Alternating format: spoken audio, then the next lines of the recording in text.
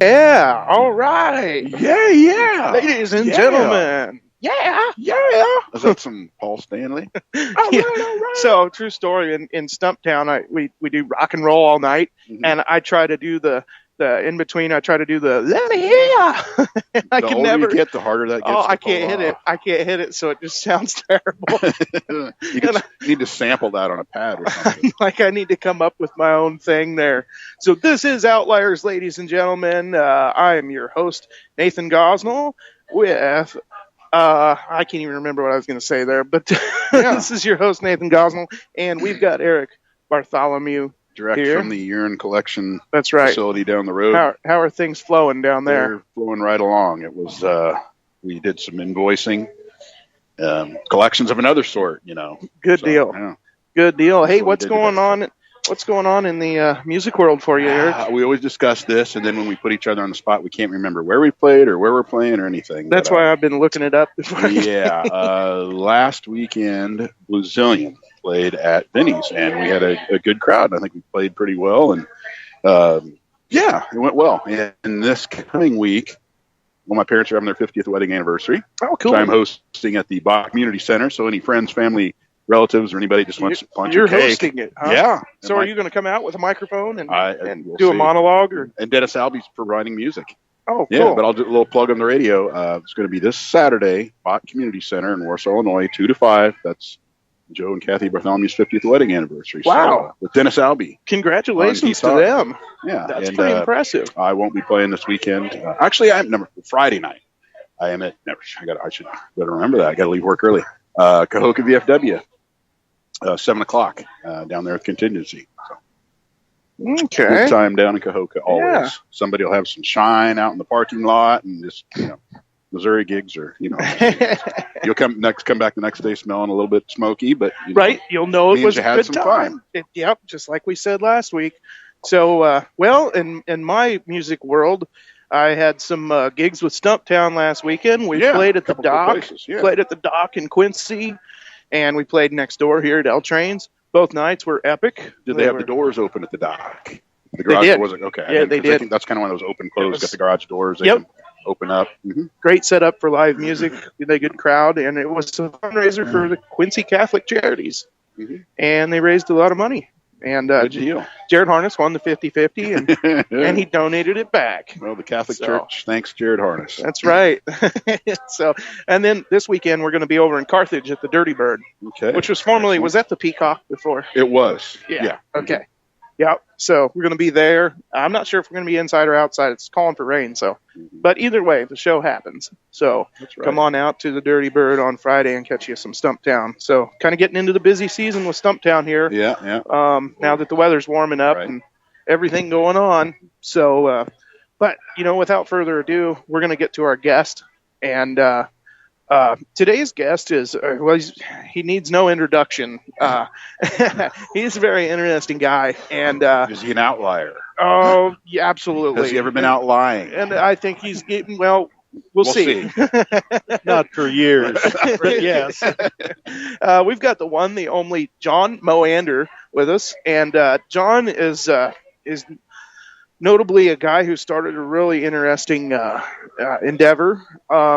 Interlink, which was the first internet providing service here in Southeast Iowa. So we're going to talk about that among many other endeavors, I'm sure.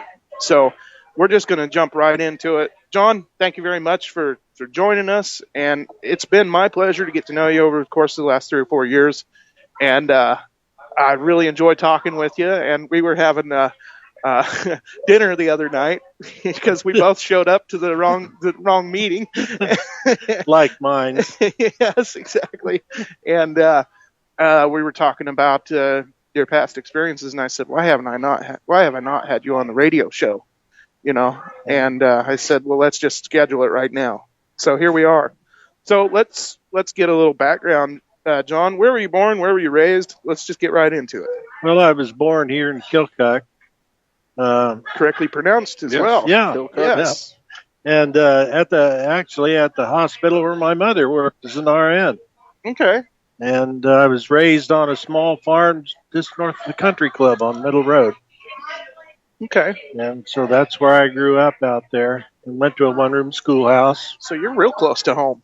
Yeah, yeah. Well, for right now. Yeah, I've been in. Well, the Moanders have been in that neighborhood probably since 1929, 1930, when the family Okay. moved down from out by Summitville. Okay. Okay. So, Yeah, and they ran a truck farm out of there, raised vegetables and fruits and things of that sort that they shipped out of a ice house down at Sandusky. Okay. So that's how they made their living, is doing that. Eventually, to pay for that farm when they moved down there, they also worked at DuPont Powder Works for several years too. Okay. But I was raised out there, and then went to school in a one-room schoolhouse, and 6 kids in my class. Wow, that's awesome. Yeah, that is, man. So in your lifetime, you've seen some things. You went from literally one-room schoolhouse days to this. I mean, it's incredible. Yeah, it is. You're a time capsule. A lot of people, you know, sometimes it's really difficult to look back and to account for it because life gets in the way. You know, you got to live every day. But when you look from the fact of doing arithmetic on those Indian head tablets in 4th grade to the computers today, and that impacted my professional life greatly, the technology. And I really, really made good use of the technology when it arrived. Well, that's another kind of point of irony there. You know, you grew up in the one-room schoolhouse, you know, on the old tablets, and then tablet meant something else back then. No. Yeah, not like this. Well, it looks kind of like it from a distance. You got them from the top of the mountain. Well, when you made spitballs with those tablets, you didn't want to get the red ones. You wanted to get the spiral bound ones, made better tasting spitballs. Oh, gotcha. When you're in grade school, yeah, there were little nuances there that you just had to learn. Went from that to providing internet service for Southeast Iowa. That's incredible. Yeah, that's incredible. So let's talk a little bit about, you know, growing up. Now, were you a nerdy kid? Were you into the latest technologies and that, or were you more of a jock kind of kid or sports? Oh, I was not a jock.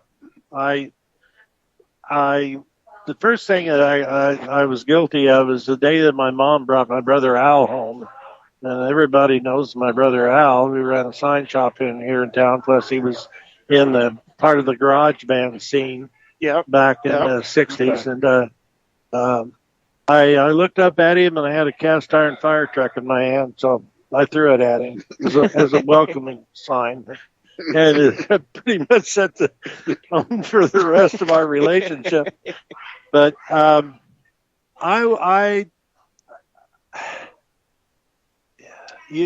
you're raised on a farm like that, it was a big deal to come to town on Saturday because that was going to be grocery day. And you might, you know, my parents worked hard but didn't have a whole heck of a lot. And I was going through a very small library that the one-room schoolhouse had in the back there, and I found a book that gave me the formula to make Chinese gunpowder. That was life-changing for me and all other creatures in the neighborhood. I talked my dad into buying. There was some ingredients you had to make in order to make it, and it was over the counter. And I started making homemade gunpowder, and it finally got to the point that he went down to the hardware store here in town, Hinkey's, and bought me 100 feet of a dynamite fuse because he was afraid I was going to become maimed. But I was blowing up everything in sight there for quite a few years. So it was working pretty good. You had a good recipe then. Yeah, I was a nerd, I think. They bought me a chemistry set. We had an old abandoned hen house, and that was my lab. So I went out there and ran experiments. And I got into building model cars after that, too. And that became real big for me as I moved into my very early teen years. So I imagine I qualified as a nerd. I wasn't much of an athlete. Sure. I just didn't have those skills. Did you ever get into music or play in a school band or anything like that? No, Nope. nothing. Okay. No, yeah. my brother went right into it for some reason, and my sister also. She was into music, not nearly as far as he did, but for some reason, I mean, I can listen to somebody and I can tell you when you're off key, but I don't play an instrument. I don't. I just know when things are wrong. Right. But no, wasn't an athlete. After I got old enough, you live on a farm. Well, you learn how to drive a tractor as soon as your legs can reach the clutch, even if you have to push yourself forward. So you plowed, you baled hay, you did that kind of stuff. I got a car as soon as I could. Back when I was 14, I bought two 1951 Chevrolets for $15. One of them running, one of them was a parts car. Yeah. So by the time I turned 16, I had one of those running, kind of, and then I got really interested in cars. And by the time I was 17, I did my first engine swap. I put a 401 Buick in the 1951 Mercury with a cutting torch and a garage that had a clay floor. Wow. And I didn't know the Buick had a stick transmission in it. That's the only thing. I'd be caught driving. You never drove an automatic if you were 16. Right. So anyway, but the problem is that the shifting system on those was a little bit different. And when I put my floor shifter on it, it was reversed. Oh, so reverse was down and to the left and back, and it was kind of a mess. I see. So you had to start with one up to the right. Yeah, it was. That's cool. It was the very first anti-theft floor shift system. Yes, I love it. And then I really spent a lot of time. Most of my high school days with my head under the hood of a car. Okay. Yeah. And that's we kind of. So you were very fascinated with how things worked. Yeah, I did. And if it stayed in one spot on the farm and Dad turned his back too long, I had it apart. Mm-hmm. Yeah. I don't know if I got it back together, but we found out we got it apart. So that was. Yeah. So did high school age John expect to be some sort of a mechanic or technician? What was high school aged John's aspirations, or even junior high school aged John? I had really, I got lots of pressure because I scored really well on tests. Those actually leads into my next question. I was going to ask if you were an academic or if you were more somebody who went their own way. See, I'm an academic if it's something I'm interested in. Yeah. If not, I go my own way. Well, I was one of those people that I didn't have to study and I got C's, so why worry about it? Yeah. And I tested really well. So at that time, there was a lot of attention paid to that level of test performance in the schools. Mm-hmm. And so there was pressure. Well, you need to go on to college to do this or to do that. And I really had no idea what I wanted to do. I didn't have a goal at all. Mm-hmm. My mom said... that's kind of a common theme with a lot of the Outliers, isn't it, Eric? A lot of the guys we have on the show will say, guys and gals will say, I was just kind of a whirlwind when I was a kid and didn't really know, where I was heading.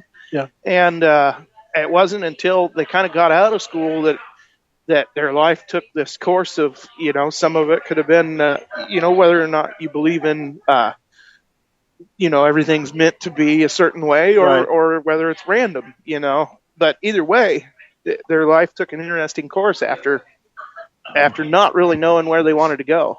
Well, I graduated from high school and then I started in fact, we were taking, back then, and I think you can today too, I was taking courses in my senior year. I'd already finished all my high school requirements and had some open hours. So And the college was connected right to the high school at that time out there. So I was going over along with some other students, taking college courses Mm-hmm. in their senior year, and just to kind of get a head start on it. And I still didn't know what I wanted to do. And I finally, I went to Kirksville, to it's northeast Missouri State now. But I had not a lot of money because I worked. I worked the afternoons and weekends at the lumber yard here in town, and my parents didn't have any money, and they just didn't believe in borrowing money. But going into debt, that wasn't a thing that they did, and they struggled a bit. But and I was down there a semester, and I realized this just isn't going to happen. So I dropped out, and I came back here, and I had an on-the-side job doing carpentry work, like putting in tile ceilings and fixing windows and things like that. And the building I was working on in Montrose was a tool and die shop that they were setting up there, and I was finishing all the windows, re-putting them and replacing the broken ones upstairs. And I came downstairs from that one day, and the guy walked up to me, and he says, "Well, our welder just quit." I said, "Oh, well, that's too bad." He says, "You know how to weld?" Well, that was my first better version of the truth that I ever told. I knew how to weld a little bit. And so I said, "Yeah." And that's how that ended up. Mm-hmm. That I started there, and I realized that I think I'm onto something here. Okay. So I started in that shop until it caught fire and burnt. He went out of business, and I worked several other shops until I decided that I was smarter than all the other business owners. So that's where the business savvy John Moander comes in, because I knew this was coming somewhere. I knew that the entrepreneurial business savvy, not the tech end of it, but the business end of it, was going to come in at some point here. Well, and I decided to quit, and it was 1982, and we've got inflation right now. But I was by 1983, I was paying 17% for operating capital. I started my business when all the established other die shops and tool shops were just trying to stay afloat and bidding at, at a loss. Mm-hmm. And I didn't have sense enough to go broke. I made it through that. Nice. Or you had sense enough to go broke, right? Or to not. Wait, that's a tongue twister there, because you got to have, if you go broke, you don't have no sense, right? Well, yeah, literally. But it was a struggle, but during all those shops that I worked at, I developed some skills. Mm-hmm. Oh yeah, for sure. And no doubt. Then I started hiring people, and that's when things started to get interesting. Yeah. Where was your first shop at, or first place of business? Well, it was in the garage of the house that we lived in on Middle Road, and then I built a 30 by 40 building next to it 2 years later. Were your folks pretty supportive on most of this? My father had passed by then. Okay. No, that wouldn't have worked with him. Yeah. No. Yeah. No. And my mom just pretty much, she figured, well, he's either doesn't or does know what he's doing. Yeah. Sink or swim. We'll see the outcome of this. And but what happens is that when I started the business, there's just so many things to learn, and employees, and learning how to work employees. Mm-hmm. But the amazing part I look back on it is that how much I'd learned in high school mm-hmm. and college, even though I just made average grades. Mm-hmm. all of a sudden there were things, there was information there that I'd never given any, I absorbed, but never gave any thought to it as to, my gosh, I know that, I understand this. And so that, the odd thing about it is that the day before that you start the business, you're a highly skilled tool and die maker. Mm-hmm.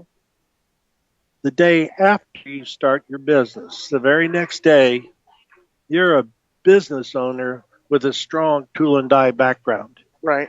You don't realize that you have crossed Oh yeah. It's into totally a whole different. nother career that Yep. you and you think, well, I'm going to make it because I know how to calculate this. I know But how if you to don't build have dice. the business sense, And that'll kill you. yeah, I mean, yeah, you could have the greatest skills, yeah, but you if could you be don't the know how to greatest. market or how to run your business, Yeah.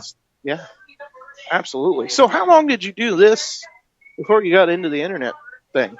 Well, that's kind of how things dovetailed together because I needed some help. We started building equipment for Methode over in Carthage. We're building test equipment, and they would do the electronics and the controls. We would build the equipment. They would integrate that into it. Okay. And I thought, well, the next logical step here is we need to make this a turnkey package.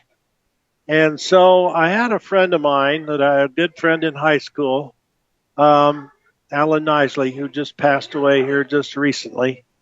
And he was really sharp. And both of us were amateur radio operators, and so we had been, together on that. So we had that in common. And at that time, he was a safety officer for the Callaway Nuclear Power Plant, then down in Boston, Missouri. And he wanted to get out of that, and he wanted to come back and work for me. And I labored and labored and labored on it until I decided I think we can do this. Cool. So he came to work for me. I think this might be a good spot. Man, we're going so good here. I hate to take a break, but we got to pay some bills here. So, Yep. When we get back, we'll just keep on going right where we left off. And I want to talk about the amateur radio a little bit because I'm into radio. I don't know if you can tell. Well, the headset might be a giveaway. Yeah. I'm into radio. So, and I remember what I was going to say earlier. I've got a face for radio and a voice for print. So, anyhow, we're going to take a little break here. This is Outliers. We're broadcasting live from Dr. Getwells. Get on down here. Get yourself something to eat, something to drink. Food's good, drink's good, everything's great. And we'll be right back here in a few minutes on Z93, The Rock on the River.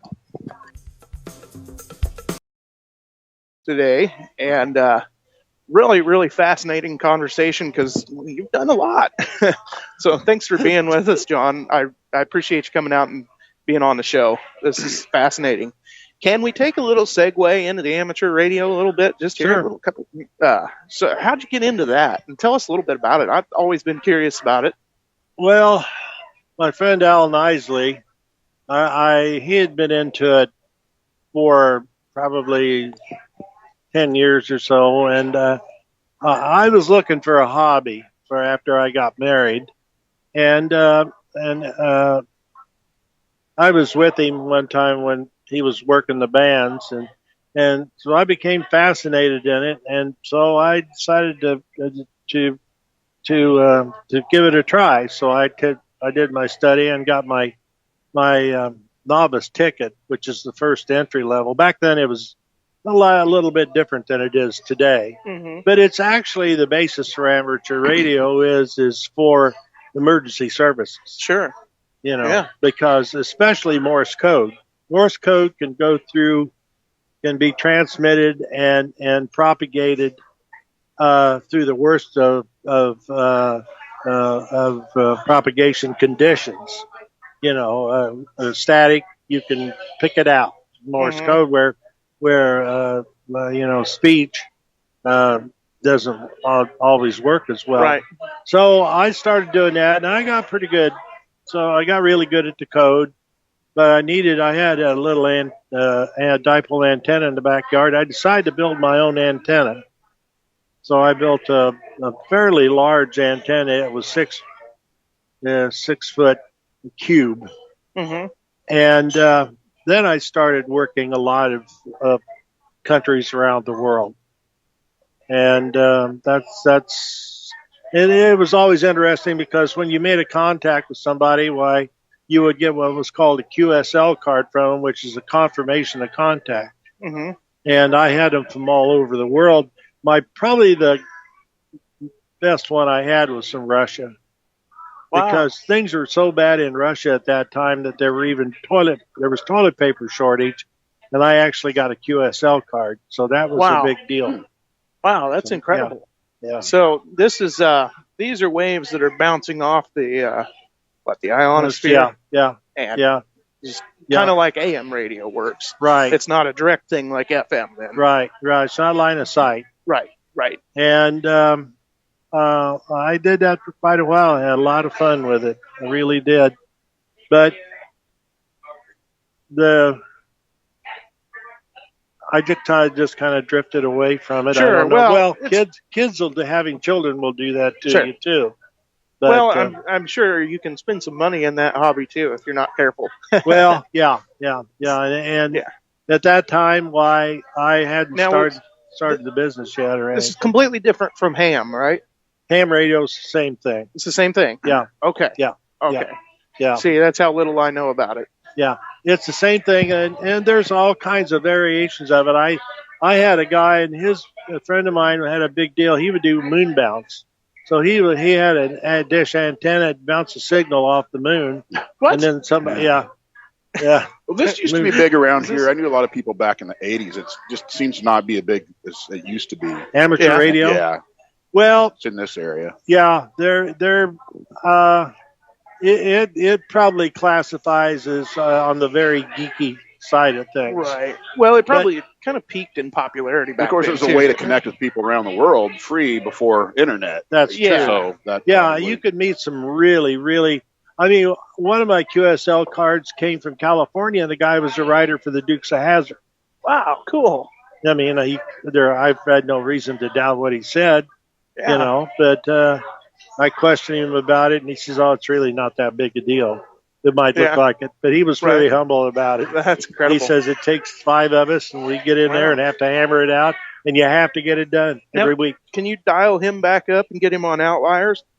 No. I bet this type of stuff he writes probably today not alive anymore. would not go over the subjects and materials. Oh, well, sure. Dukes of Hazzard's already been banned from anyway, I'm not going to go there. Yeah. Yeah. But I moved out of that, and then when I started the business, Al Nisley and I hired him, and we recognized that we were going to have to. Back then, electronics was just starting to get economically enough that you could start tinkering with it rather than being dedicated, so you could experiment and not break your budget. And so we got the first what's called a programmable logic controller, which today there's all kinds of very powerful ones that run all kinds of devices all around the world. They're common, extremely common. But back then, one thing that was interesting is we got a project where it was on the connector on the very first Ford airbag, so it was a critical component. Mm-hmm. If that failed, somebody was going to die, and so they had to be checked to make sure that they were wired correctly. And so we had to test it, and then we had to collect data on it. And so, the PCs had just come out, like the Dells, and so, I says, So I wonder if we could. What year around would this have been? Oh, it could have been, man, I don't know, 79, 80 in there. Okay, so still fairly early. Yeah, it's early. Okay, it's right early in the game. Early in the game where not everybody had a PC sitting around. Right. Not even the Apple II was out yet, or whatever it was. Excuse So, me. And so we found out that we could put in a card. There was a card slot in there, and we could buy a card slot where we could run our switches and everything. And so we decided we're going to run this thing off of a PC and gather our own data. And so without getting into a lot of detail. okay. Real quick, I just looked it up. The Apple II came out in April of 1977. Yeah. So that's kind of the first. It says it's the world's first highly successful mass-produced microcomputer. Yeah. So anyway, So sorry it to was cut you off that there. because we never there was I won't go into the details why we were not using Apple, Right. but because Right. there were programming issues with Right. Apple. Right. that- Well, same reasons I don't use Apple. Yeah. yeah, they're not friendly for that for engineering. Yeah. We'll put it that way. So we went ahead and did that, and we got the machine built, and Brooks Alan Nisley got it programmed, and the lesson out of this little the statement here is that it wouldn't work right because we had little pneumatic cylinders, and they were quick. This thing had to run fast. We found out that our pneumatic device that we built was running faster than the scan time of the computer. Wow. Okay. Yeah. Now, I don't want to turn this into a computer class, but that's how slow they were on the front end. The computer would miss the event. Yeah, I can believe that. And so then we had to learn how to grab that. Right. And we did. And then we started running with computers, and then they started coming out with little PLCs, little programmable logic controllers. But Mhm. that got us into a very, very nice niche in our industry where we could build special machines, but we could also do a turnkey package where we could do high voltage and low voltage electricity, but also the controllers. Mhm. And then we moved from that on into data acquisition, sensors, and things of that sort. And that put us in a really nice place where we could build equipment that nobody else wanted to mess with.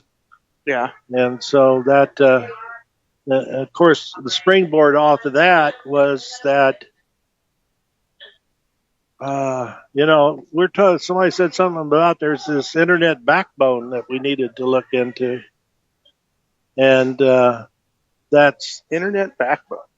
well, back then with the internet, when it first set up, it was set up as actually for military, military and defense use and things like that. And they had put this backbone in across the nation. And what it was the transmission fiber optic lines, and they ran through Cedar Rapids. Okay. So it was basic internet. Yeah, it was basic internet back then, but nobody knew anything about it. Sure. And so we started asking questions and checking around, and then we found out that we could get dial-up access on the phone. Yeah. And I looked at it and I says, this is never going to work. This is just going to be a toy. Right. I mean, there's no use for this for us. Boy, was I wrong. Oh man, now the billions and billions of dollars later. And oh my goodness. But anyway, we got into that and we started using it, but we used it for research and data on our devices that we needed. Yeah. And it was frustrating, early on, things are wonky. It was dial up, didn't always work. And there probably wasn't too many people on it. No, there wasn't. Plugged into the network. There wasn't. It was just a desert out there at the time. And I'm guessing a lot of colleges and tech facilities, were plugging into it. And well, if you wanted reams of research data, it was there. okay. I mean, pages and type pages Right. to ad infinitum, clear out the, Right. but anyhow, Brooks Al Nisley's the one that said, we really ought to look into maybe setting this up here in Southeast Iowa. Mm-hmm. And so that's how the seed was planted. Okay. Okay. So this was kind of all happening during the 80s? Yep. Okay. Yep. It's hard for me to remember exactly when. I mean, at the same time I was doing this, I was also trying to grow my business, and we were having problems with really trying to find skilled people. Mhm. And I wanted to really credit a lot of my success to my employees who made my company. Yeah. You know, I mean, it's one thing if you're the owner of the company, it's kind of like saying, you know, take the ladder and put it against that wall and you guys climb it. That's kind of how it is. Right. You know, the owner decides what ladder that you're going to put the wall up against and then how we're going to climb, who's going up the ladder. Sure. And I was having trouble finding skilled people until I discovered these graduates. At that time, Hannibal had a Vo-Tech high school. Okay.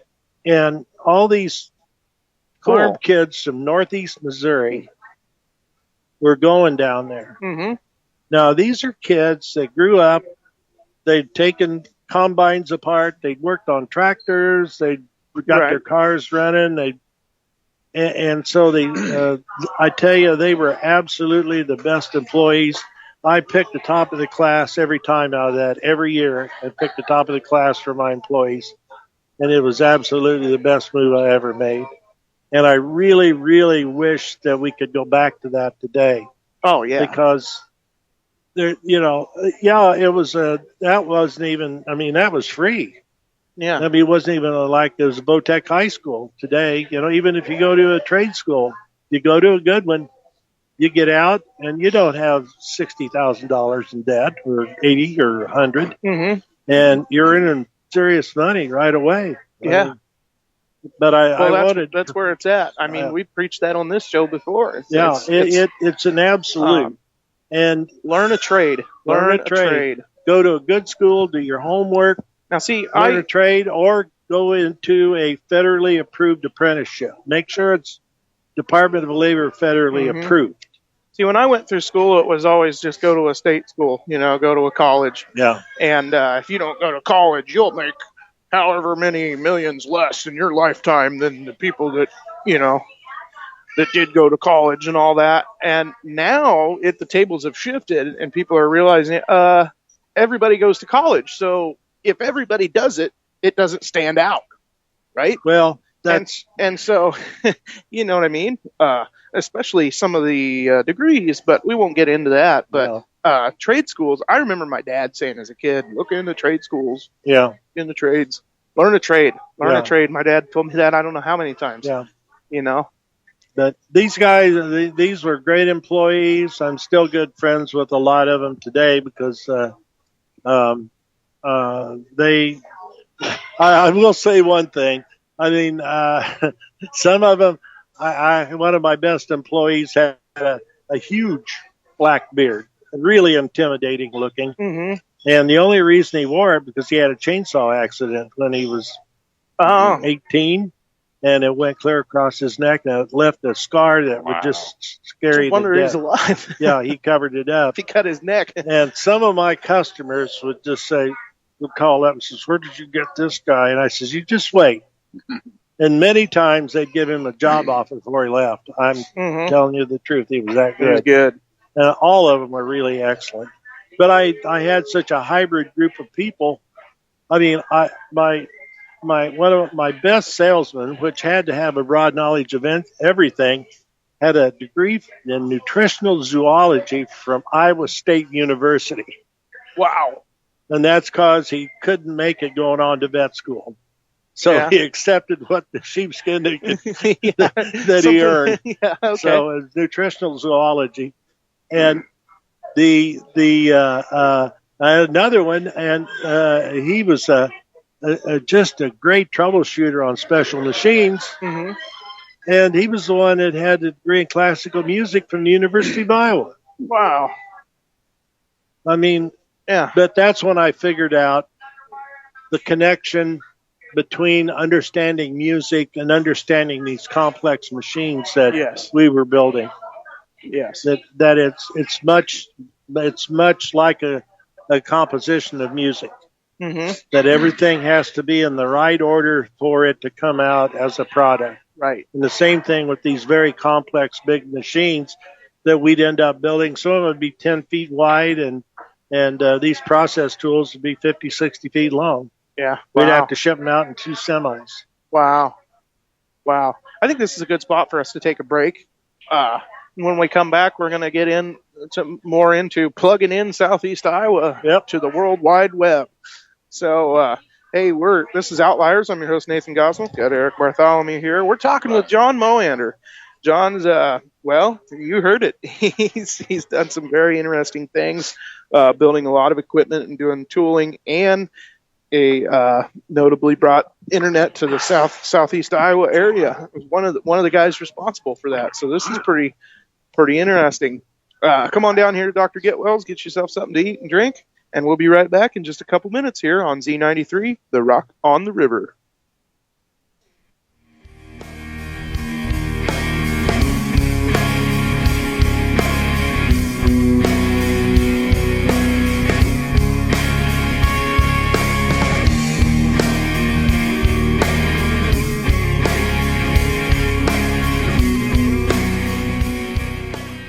Who says looking for a job can't be fun? Join Iowa Works for a job fair fiesta on Cinco de Mayo, Thursday, May 5th, inside the Westland Mall from 10 a.m. to 1 p.m. This event will connect job seekers with over 50 area employers, all in one place, simplifying the process of getting a job. It's a great opportunity for dislocated workers, those wanting a change, graduates looking for their first job, or youth wanting some summer work. We've got it all at the Southeast Iowa Job Fair, May 5th from 10 to 1 inside the Westland Mall.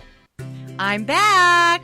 Look at you with a million shopping bags. You went to Simply Home again, didn't you? But of course, you know it's my one-stop go-to shop. Where else can you shop for everything with wine, tea, or coffee? Look, I got this Keokuk sign, a vintage board game, a clock, this purse, 3 books, all of this jewelry, these pillows, bowls, glasses, art. Whoa, slow down. Wait a minute. Is that a dresser in your back seat? Maybe. They've got simply something for everyone at Simply Home, 527 Main Street in Keokuk, Iowa. Check out Simply Home on Facebook. All right, it's time for your wellness checkup at 1100 Main in Keokuk. Now is the time to cure your hunger. Dr. Getwells, the Tri-State's only intensive taste unit, has your favorite prescriptions. 911 appetizers, pandemic patties, sandwiches, code greens, doc's orders, sides, pediatrics, and adult beverages. Getwells Kitchen treats customers Tuesday through Saturday, 11 to 9, bar 11 to 2. Come in, sit down, and enjoy. Dr. Getwells, cure your hunger.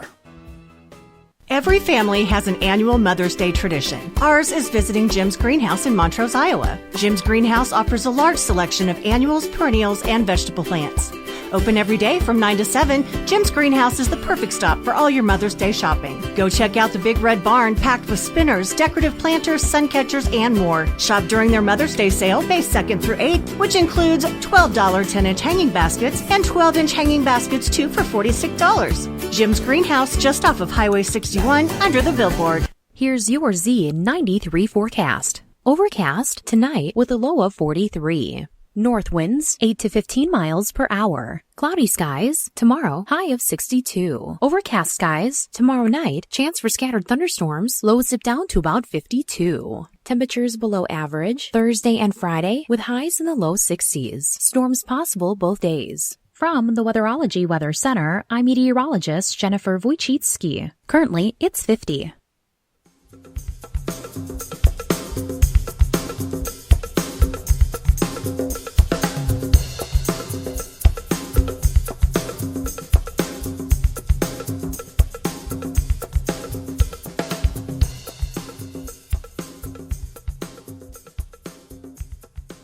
Ladies and gentlemen, we are back here at Dr. Getwells, broadcasting live. We broadcast live here every Tuesday at 6 p.m. This show's called Outliers, and we interview interesting people that stand out from a crowd of people that do things a little differently, and people that don't tend to blend in as much as everybody else.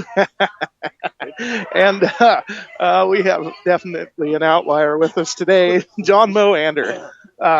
John was he was talking about his story of how he got into technology, really, and you were doing tooling and building all kinds of machinery and equipment all throughout the 1980s is kind of where we left off, and you were just getting plugged into what is now the World Wide Web, and you were using it for well, I'll just let you kind of take it.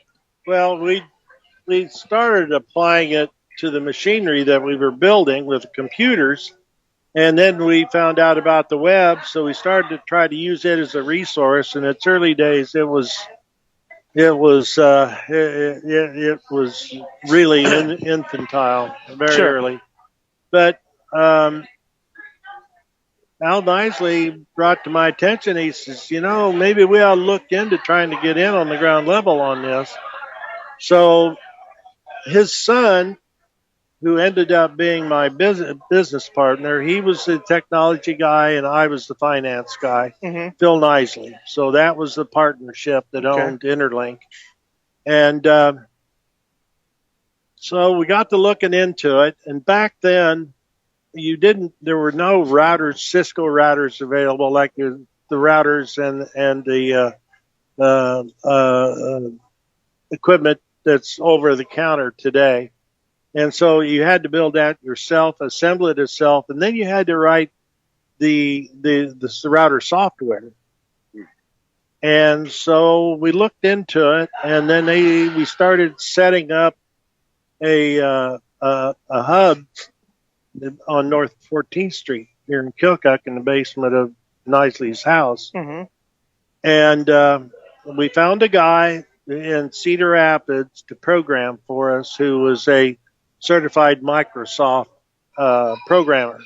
Wow. So he knew C++ and a whole bunch of the good stuff that we needed to use. And so we got together and we hired him, and then we finally got the system set up and started up a dial-up system here in town. Okay. And once we got that going, we'd had some competition. There was a company out of Fairfield called Lisco, and they didn't have very good service down here, and we went head to head with them for a long time, but they just couldn't keep up with us on service, and so we did that with them. We went to Fort Madison, and we went to Burlington and Donaldson, and then Mount Pleasant. So Lisco was still around with their dial-up, but they just couldn't seem to get a foothold. And so we had sites like on the 5th floor of the bank building downtown Burlington. We just rented office space, and you'd walk in there, and there'd just be the glow of the computers and some fans and the servers. Yeah, the servers are right there, and that's what we did. But it got really interesting because we had to pay and rent what's called a T3, which is a high volume data line out of Cedar Rapids off the backbone. Okay, yeah. I mean, that predicated what kind of speed you were going to have. Did you say you had to rent that? Yeah. You had to pay it? Okay. You had to pay it. It was, back then, the fee was, it still probably is horrendous, but yeah, it was, it makes no difference in those dollars back then, but, so we would do that, but we still have trouble. Like one time we'd go down because there was a big truck accident on one of the bridges in downtown Cedar Rapids. Well, it cut the fiber optic cable, so we were down. Yeah. And I tell you, some of the customers. So these main lines were fiber optic? Yes, they were. Okay. Yeah, it was a T3. Okay. Yeah, and the customers would just go crazy, but there was nothing we could do. Right. And that's when we first had an inkling of the addictive nature of the internet. Yeah. And I mean, really addictive. Did you ever have a point where you're like, man, I wonder if I should be providing this to people? Like, am I providing an alcoholic a drink? For a variety of reasons. Yeah.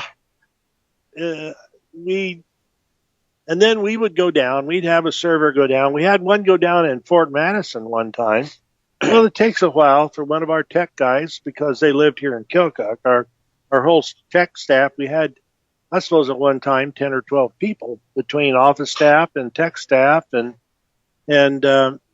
so anyhow, they called up and they were just ranting, and they said, well, give us your Keokuk dial-up number. I says, well, it's going to be a long-distance phone call back then, for landline. We don't care. So fine, they did it. The problem is they forgot. They got their phone bill at the end of the month, and it was $1,100. Uh-oh. Long-distance charges. Oh, no. I mean, they were prolific. And they wanted us to pay the bill. Uh-oh. And the fun started. And so what they did say, and this is the kind of stuff we had to go through from time to time, it wasn't our fault. We warned them. Mm-hmm. We gave them a warning about that you got to switch it back, and there's no question about it. And finally, they were going to have a news conference talking about how badly we had treated them. And then they were going to do a press release. So they were going to call in. They were just going to smear you. They're going to smear us all to death. Well, it didn't take time for Phil and I to sit down and run the numbers and realize what the value of our paying it would. Yeah. And so we just paid it. Yeah. Then hurts, don't it? Well, stuff like that happens. It does. Yeah. And of course, you have to take that in consideration. That's part of being in business. Yeah. On your fees. So it turned out to be, and we ran Interlink up. We sold it out at a very good, at a good time, at a good price, and some people here in town bought it. A couple of them who had worked for us, and then another investor. And it really, they didn't take good care of it. Mm-hmm. And then the name really kind of got roughed up a little bit. Gotcha. But the important thing is at the time that we sold out, there were all kinds of, you could read all kinds of numbers on, somebody sold out, excuse me, had 100,000 customers at X number of dollars per customer, and that's what the sellout was. Mm-hmm. But the problem is 99% of those deals fell through. In other words, they never got paid off. We got paid off. Right. Yeah. And we were out. And this was right around the turn of the century, right? From when we were talking before. So right around the time where everybody was transitioning from the dial-up to the higher speed connections, too. Yeah. And then, of course, we had gone to antennas then rather than dial-up. We had antennas, and we did have we swapped over to antennas by then, and rather than dial-up. And so is that kind of similar to like what the Windstream's doing now, where you have to? Was that a line of sight kind of antenna? Yeah. Okay, so they have those like out by my place. There's things on a pole, right? And if you're within a line of sight, you can get pretty high speed internet. Very high speed. Yeah. But if you're not within line of sight, then you're just SOL. Yeah. And that's kind of. So I'm not sure if I'm within line of sight or not. I have a satellite internet right now. Yeah. But. It went through quite a change, but I felt like that we got out. It was a good time to get out. Otherwise, the cable companies had decided they were going to get into it, and the only thing that saved our bacon was that they just didn't know how to provide. They weren't very reactive on service issues. Right. I'll just say that. And honestly, you were pretty small in the big picture. Oh, yeah. So you would have been either gobbled up or put out of business, one of the two. Well, it would have been nice to have been gobbled up. You always like a buyout if you can get one. And we got kind of one. What you got, yeah. Yeah, but it was reasonable. I mean, we labored over what we knew what we had in it, and then we knew what the potential was. And you can only go so far Right. out into the future on the return. So unfortunately, we're running out of time. Any last minute things? So what happened after that? Some nice retirement for John? No, I paid for my kids' college. And that's why when you have 6 kids, Yeah.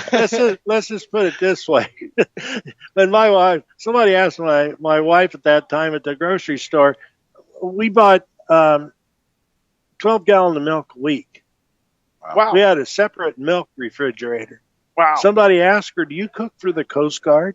No, it was just for 5 boys and a girl. Yeah. So there was a lot of overhead involved in the family situation. Yeah. Yeah. We never really got into the family life side of things, but hey, we'll have you back sometime. We might have to talk some more because this has been fun and hey, I just enjoy listening to you talk about it. It's fascinating. So, but unfortunately, we do have to say goodnight. And thanks, everybody, for tuning in. Thanks to Dr. Getwells. Thank you, John Moander, for being our guest tonight. And as always, we will see you next Tuesday right here on Z93, The Rock on the River.